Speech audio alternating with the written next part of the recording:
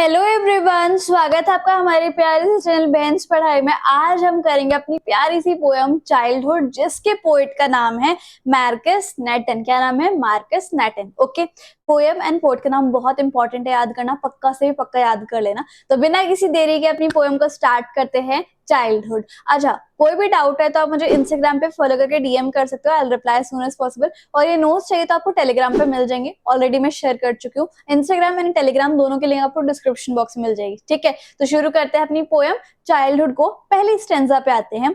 When did my childhood go? Was it the day I ceased to be 11? Was it the time I realized that hell and heaven could not found in geography and therefore could not be?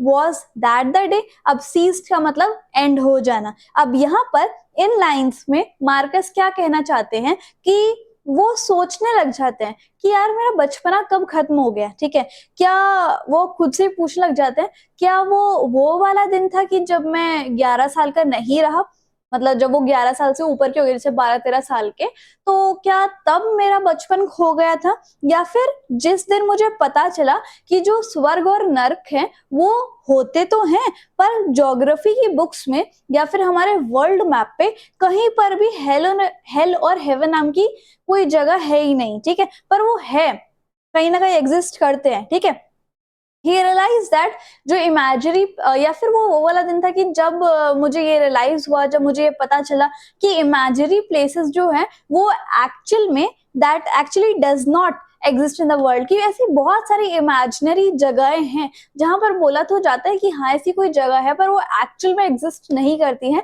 इस world में। तो वो basically अपने आप से ये सवाल पूछे कि यार मेरा बचपन कब खत्म हो गया, जब मैं 11 ईयर्स ओल्ड का नहीं रहा, या फिर जब मुझे ये पता चला कि हेल और हेवन नाम की जो चीज है वो कहीं पर भी मैप पे नहीं मिलती, या फिर ये जो जगह है वो कहीं पर भी मैप में आती नहीं। ठीक है, नेक्स्ट स्टैंजा पे पढ़ते हैं। When did my childhood go? Was it the time I realized that adults were not all they seem to be? They talked of love, praised of love, but not act so lovingly. Was that the day? अब praised का मतलब होता है कुछ सिखाना, talk करना, या फिर बोलना, बातें करना इस तरीके से, या फिर कुछ टीच करना। अब यहाँ पर इस ऊपर वाली स्टेंजा में पोएट दोबारा से उस क्वेश्चन को रिपीट करते हैं कि यार मेरा बचपन कहाँ गया, या फिर कब, यार मेरा बचपन कब गया। ठीक है, तो वो पूछते हैं कि क्या वो उस दिन मेरा बचपन खत्म हो गया था जब मैंने इस पूरे वर्ल्ड को, विश्व को अपने एक नजरिए से देखना चालू कर दिया था। मैंने ये देखा कि जो बड़े लोग होते हैं, जो एडल्ट्स होते हैं, वो ड्रामेबाज होते हैं, हाइपोक्राइट्स होते हैं। अब वो ऐसा क्यों कहते हैं? क्योंकि वो अपने आप को ऐसा दिखाते हैं कि वो एक अच्छे इंसान है, बट वो रियल में होते नहीं है। ठीक है, जो बड़े होते हैं वो एक्चुअल में प्यार की बातें करते हैं कि हमें दूसरों के साथ प्यार से रहना चाहिए, प्यार से बात करनी चाहिए, है ना, पर वो एक्चुअल खुद में ऐसा बिहेवियर लाते ही नहीं है। वो इतना प्यार से या फिर इतना लविंगली खुद भी बिहेव नहीं करते जितना वो सिखाते हैं। ठीक है, तो मैंने ये देखा कि जब ये जो पूरा विश्व है वो दोगला है, ड्रामेबाज है। ठीक है, मैंने विश्व को या फिर इस वर्ल्ड को अपने नजरिए से देखना चालू कर दिया। तो जब मैं ये डबल फेस रियलिटी देखने लग गया या फिर समझने लग गया कि सब कुछ दोगला है, ठीक है, अंदर से कुछ बाहर से कुछ, तो क्या तब मेरा बचपन चला गया था? Was it that day when the childhood go? जब ये चीज मुझे समझ में आने लग गई, तो क्या तब मेरा बचपन चला गया था? और ऐसा नहीं है तो कब गया था? ठीक है, थर्ड स्टेंजा पे बढ़ते हैं अब हम। Was it when I found my mind was really mine to use whichever way I choose, producing thoughts that were not of those of other people but my own and mine alone? Was that the day? अब third stanza में poet जो है वो same question के बारे में बोलते हैं कि मैंने अपना बचपन कब खोया।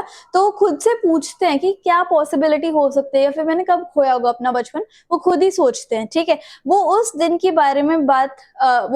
बारे में सोचने लग जाते हैं जब उन्होंने फील किया कि उनका जो दिमाग है वो उनका खुद का है ना, और वो अपने दिमाग को जिस तरीके से चाहेंगे वो उस तरीके से वो यूज भी कर सकते हैं। उन्होंने रियलाइज किया कि मेरे दिमाग में जो थॉट्स होते हैं, जो विचार होते हैं, वो मेरे खुद के हैं, ठीक है, वो किसी और के नहीं है, और मेरी सोच जो है वो किसी दूसरे के हिसाब से नहीं चल सकती। व्हेन ही सेंस्ड, और उसने जब ये सेंस किया, पोएट ने जब ये सेंस किया कि मैं एक अलग इंसान हूँ, मेरी खुद की एक अलग पहचान है, एक सेपरेट पर्सनालिटी हूं मैं, तो क्या जिस दिन मुझे ये समझ में आया कि मैं सबसे एक अलग इंसान हूं, मैं खुद एक इंडिविजुअल हूं, मेरा दिमाग खुद का है, मेरे विचार खुद के हैं, वो किसी और के नहीं है, मैं एक सेपरेट पर्सनालिटी हूं, क्या तब मेरा बचपन खो गया था जिस दिन मुझे चीज समझ में आ गई थी।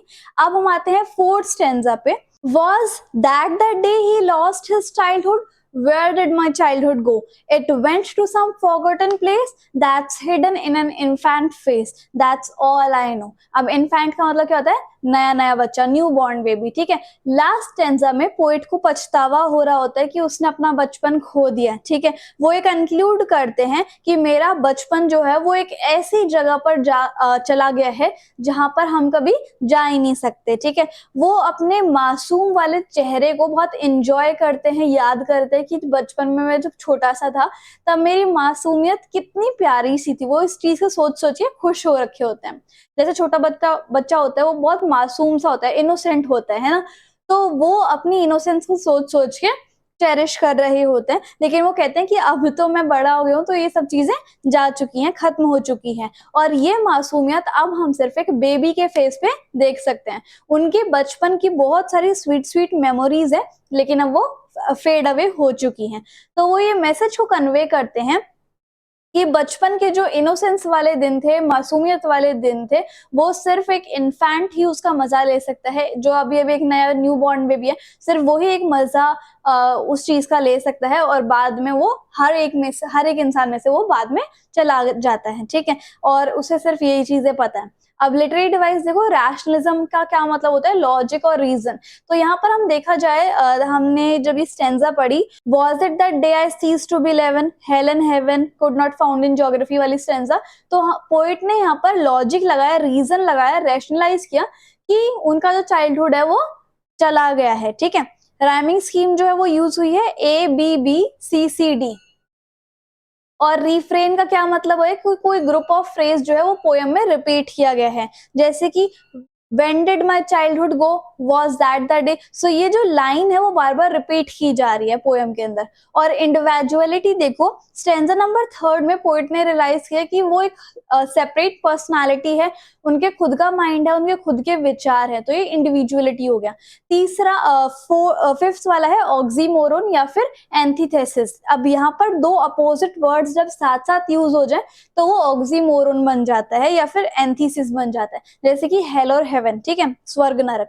एलिट्रेशन क्या होता है? जब सेम लेटर बार बार यूज हो रहा है, जैसे कि द टाइम में टीटी यूज हो रहा है, माय माइंड में एमएम यूज हो रहा है, विच एवर वे में डब्ल्यू, थॉट्स दैट में टीटी। और इन्वर्जन क्या होता है? जब सब्जेक्ट वर्ब ऑर्डर जो है वो रिवर्स हो जाता है। सो ये जो लाइन है, to use whichever way I choose, तो ये जो है इसमें सब्जेक्ट वर्ब ऑर्डर जो है वो रिवर्स किया गया है, ठीक है। तो इस तरीके से हमारी जो पोएम है फाइनली खत्म होती है, एंड आई होप आपको ये समझ में भी आई होगी।